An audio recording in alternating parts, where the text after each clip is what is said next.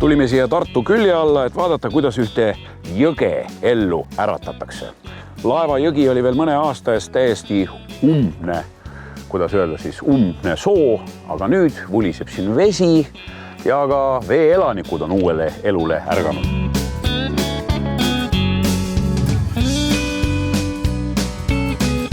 Mis tähendab jõe taastamine? Jõgi voolab ju nii, nagu Jumal tahab või loodusjõud õigemini.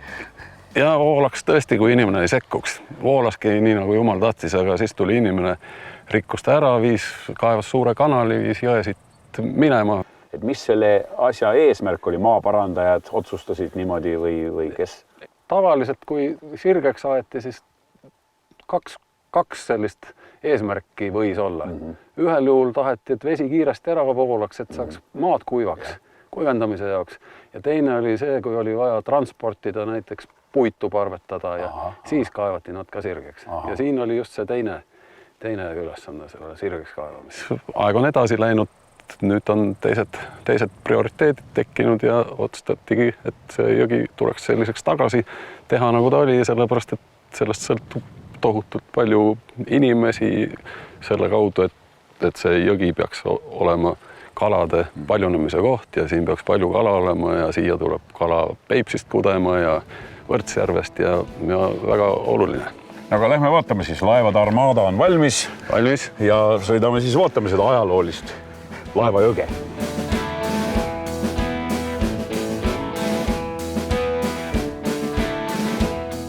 Kas see, kus me praegu nüüd ulbime, on üks Emajõe harujõgi või see on üks sopp või mis see siis on? Ja see ongi praegu on ta sopp, aga üldiselt on Emajõgi kunagi siit voolanud. Me kutsume neid Emajõe vanajõgedeks, et endine Emajõe säng.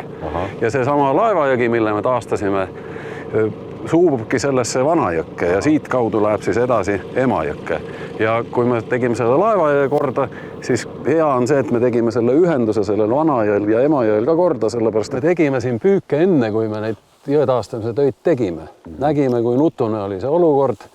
Mõnikord, kui oli suur vesi, siis kala sai siia nendesse lompidesse, mis olid jõest järgi jäänud, sai sisse ja minema sealt ei saanud ja hukkus talvel. Ja kala ei pääse siis Emajõkke selle tõttu, et sinna see sopi suudmesse kuhjub setema. Ja, täpselt. Nagu vall või tõke või tamm. Kala ei saa sinna suurde jõkke ja külmub siin surnuks. Kuidas see nagu päriselt välja näeb? Ega te ei saa ju siia tulla labidate ja kühvlitega. Ja ei, tulime koppadega. Osa koppasid tuli maad pidi siia kaevas ja osa panime suure laeva peale kõvade kettidega kinni, et ta seal püsiks ja siis ujuva aluse pealt sai neid kaevatada. No ja siis teie kui bioloogide tegevus siis näeb ette ikkagi seda, et te uurite seda elu, mis siin lisajõgedes toimub. Kas see siis siin harujõgede elu on kuidagi huvitavam ja mitmekesisem või haruldasem kui seal Peajões? Näiteks igas vanajões, neid on siin umbes 50 tükki, on omad latikad, kes siia kevadel kudema tulevad. Uskumatu, nad tulevad Peipsist, umbes 90 kilomeetrit on siiani maad või tulevad Peipsi tagantotsast, siis on 150 kilomeetrit. Ja siis jõuavad siia ja iga latikas, kes siia jõuab, läheb täpselt samasse vanajõkke tagasi, kus ta ka eelmine aasta. Me oleme seda uurinud. Igal vanajõel on natuke erineva retseptiga vesi, see jätab jälje, kui uurida seda keemilist koostist kaladel, siis võib aru saada, et kust nad täpselt pärit on ja siin ta niimoodi ongi.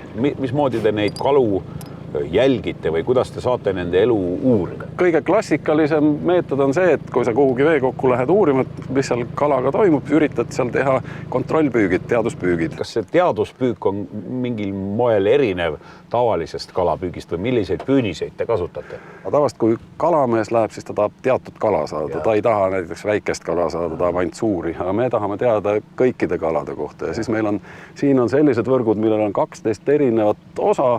Igal osal on erinev silma suurus, väga väikesest kuni suureni välja ja siis ta võtabki mitmesuguseid kalu.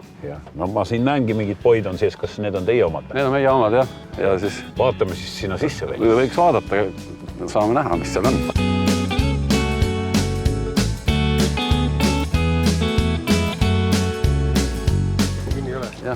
Ei saa kuripanter, kui tore on siuke ladi otsa tuleb.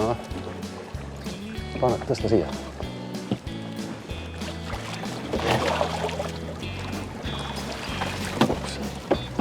Aga mis süsteemi järgi te neid silmasuurusi erinevad siis järjestate, suur, keskmine, väike või mis? See on, tegelikult on see rahvusvaheline standard, neid kasutatakse siin Põhja-Euroopas laialt samasugust süsteemi, siis on tulemused ka omavahel võrreldavad. No nüüd on meil see kast kaladega ja see väga peenikene teaduslik võrk on siin valmis ja mis see järgmine nüüd etapp on, mida te teete? Siin peal on üks tore aug näiteks, kelle saaks veel tagasi lasta, ma saan aru. No nüüd me tegutsemegi kiiresti ja mõõdame, kaalume kalad. Kõik kalad, kes siin on? Jah, ja alustame sellest suurest augist, sest selle saab veel tagasi lasta, teeme kiiresti ja selline uhke kala, mida kiiremini tagasi saab, seda parem.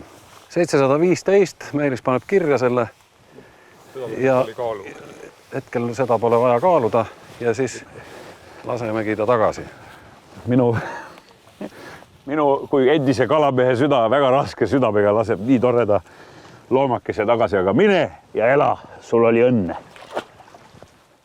Ja läks nüüd. See haug võis olla siuke 5–7 aastat tõenäoliselt, aga need latikad, kes siin kudemas käivad, nende hulgas on ka 20-aastaseid kalu. Ja need peavad olema ikka päris suured siis. Ja nad on siukest 2,5–3 kilosed ja võivad ka üle 20 olla.